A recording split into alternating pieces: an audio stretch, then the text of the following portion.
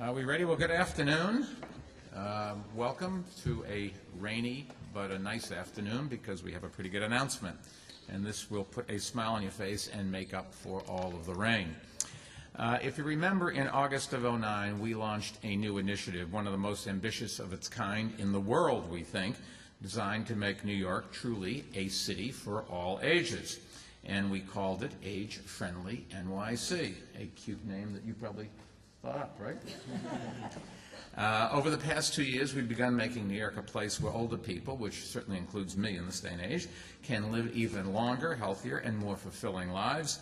And today, we're unveiling the next steps that we're taking to transform our city's senior centers, making them incubators of innovation and models of excellence for the entire country. And these strategies, the cornerstone of Age-Friendly NYC, were developed in partnership with the Council of Senior Centers and Services. Now, here's the challenge that we are taking on. Since they were created in the mid-'60s, our senior centers have provided older New Yorkers with two basic services: nutritious meals and community space. And while those services have remained the same for nearly 50 years, it is true that the seniors population has changed dramatically.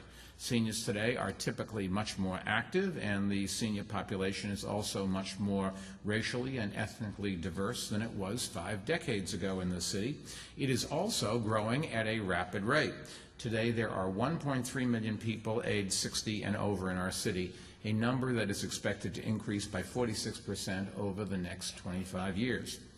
To keep pace with our evolving senior population, I'm pleased to announce today that we've selected 8 community-based organizations to pioneer innovative new models of service in 8 of our senior centers. Now, specifically, these organizations are, and they are represented by people behind me today, the Jewish Community Center of Staten Island, where we've gathered today. In the home field, you always get a big round of applause. Bronx Works, Lenox Hill, the YM and YWHA of Washington Heights, Self-Help Community Services, Services Now for Adult Persons, or SNAP, SNAP, Visions and Services and Advocacy for Gay, Lesbian, Bisexual, and Transgender Elders, or SAGE, S-A-G-E.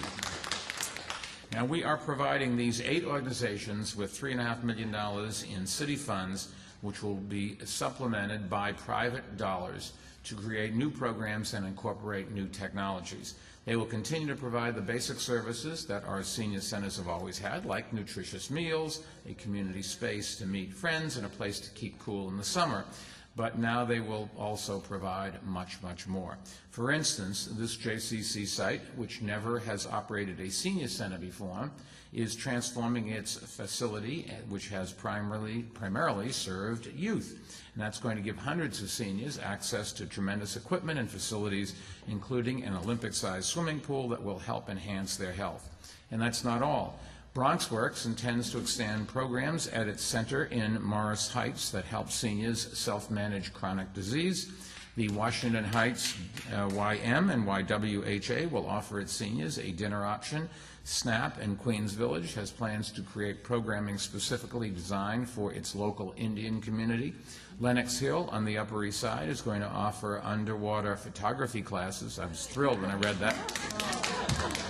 I don't know. Hey, listen, they must think there's a demand for it. And start a club to grow a rooftop garden. Ready to go. See, you like that. Self-Help in Flushing is expanding its technology to allow homebound seniors the chance to participate virtually in its senior center activities. Visions is creating a senior center on West 23rd Street in Manhattan, specifically for those who are visually impaired. And SAGE is opening our city's first ever full-service center for LGBT seniors in Chelsea. Now, this is how New York will remain the most age-friendly city in the 21st century. I do want to add that there are many senior centers throughout the city that are already providing strong and engaging programs, and these centers do deserve a lot of credit. But up to this point, there has not been a citywide standard or even an expectation for senior centers to provide more than the basics. And we need to abandon the one-size-fits-all approach that has shaped our senior centers over the past 50 years and begin reimagining them anew. And that's exactly what these innovation grants will help us do. Each of these 8 organizations will be given a certain level of autonomy to experiment, innovate, and attract new talent and energy. But in return, this is always another side, we are going to hold them accountable for producing results. And our commissioner for the Department for the Aging, Lilliam Barrios-Paoli, and her staff will oversee this effort, frequently evaluating the programs, participation rates, and also health outcomes. So now let us hear from some people who know an awful lot more about this than I do. I am much more likely to be a client rather than one who delivers the services. Let me start with Linda Gibbs, the city's Deputy Mayor for Health and Human Services. And Linda is going to describe how today's announcement fits in with our larger comprehensive effort to make New York City more friendly for seniors. Thank you.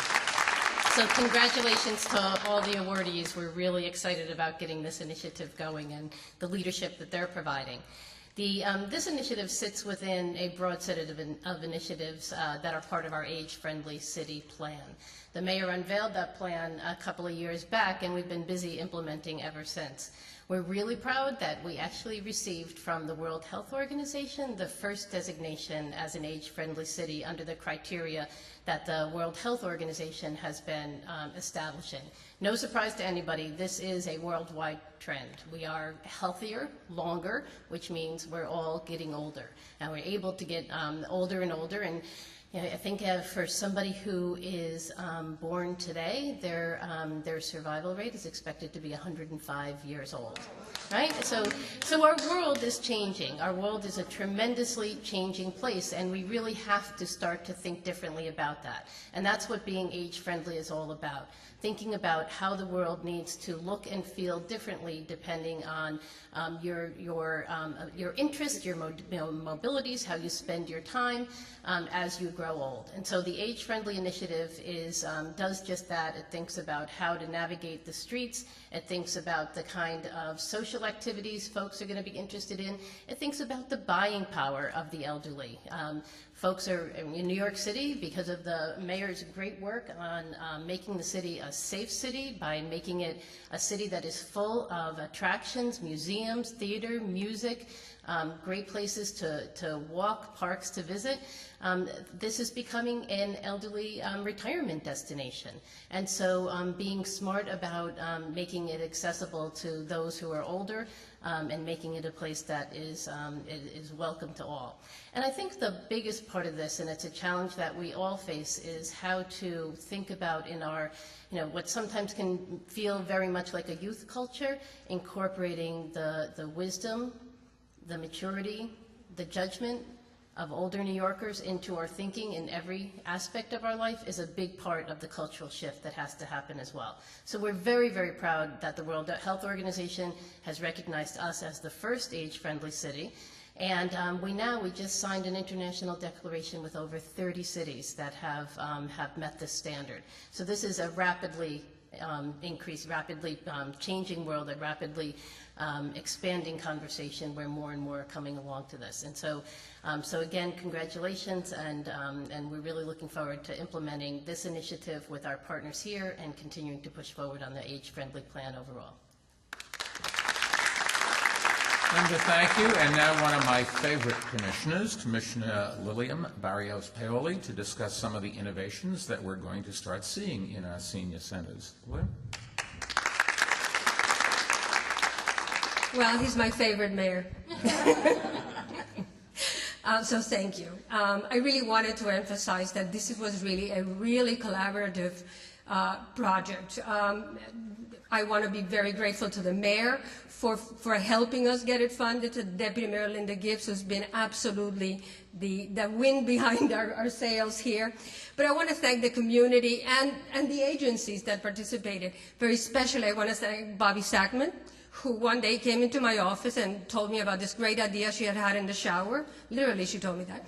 And today, this is a great idea. So I want to thank everyone who participated. We had many sessions trying to form the idea of an innovative center and the parts that it would have and come to a consensus. So I'm really excited that this opens a whole new page on what senior centers will be in the future. So thank you to everyone. Lilliam, thank you. And I do want to thank JCC of Staten Island for hosting us today. And its executive director, David Sorkin, joins us. David, you want to say about what kind of changes we're going to see here? Thank you, Mr. Mayor. Welcome to the Jewish Community Center. Certainly, the JCC is very proud to have been selected as one of the 8 innovative senior centers and the only one to serve the people of Staten Island. We are particularly proud that you have chosen our center to announce this launching of this new concept, in that we believe that we can change lives in the active adult population by providing opportunities for what the JCC is calling our 8 centers of excellence, which are technology, education, arts and culture, health and wellness, social action, and intergenerational programs. Staten Island's Innovative Senior Center will be called the Center for Lifelong Development, and it plans to draw upon active adults' strengths, knowledge, experience, creativity, and interest that will appeal and address to the needs of the growing and increasingly diverse, as the mayor told us, active adult population in Staten Island and certainly in the city. Empowering senior adults to shape and guide the ever-evolving ISC services activities is the heart of our vision and the Center for Lifelong Development, and will attract and engage large numbers of active adults from various backgrounds, ages, lifestyles, and socioeconomic situations here on Staten Island. The JCC's CLLD will develop an array of committees and other mechanisms that will provide numerous opportunities for participants to assume meaningful leadership roles in program planning, implementation, in partnership with highly skilled and committed professionals. In essence, we envision the JCC's ISC as a resource to fulfill the desire of active adults for respect, dignity, supports to help them live as independently as possible within our own community, opportunities for continued growth and social engagement, and chances to engage in activities that interest them. And of course, we are delighted that we are able to welcome them to utilize the incredible and wonderful resources of this beautiful full-service Joan and Alan Bernicow Jewish Community Center. Thank you. David, thank you. We've been proud to partner with the Council of Senior Centers and Services in developing this program, and I'd like to ask its Executive Director, Yigal Jelinek, to say a few words.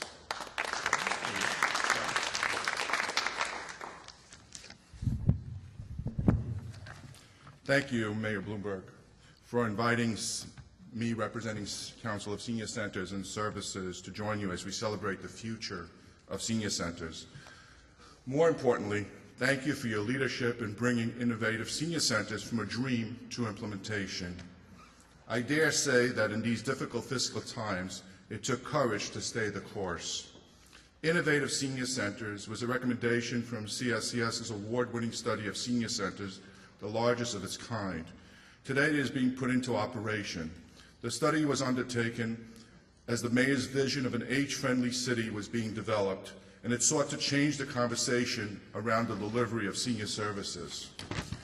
We expect these innovative senior centers will do just that.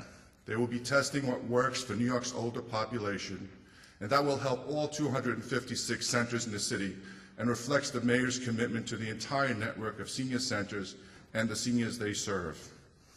Out of this laboratory will come senior centers that serve underserved population and others that will test ways to streamline how existing centers operate.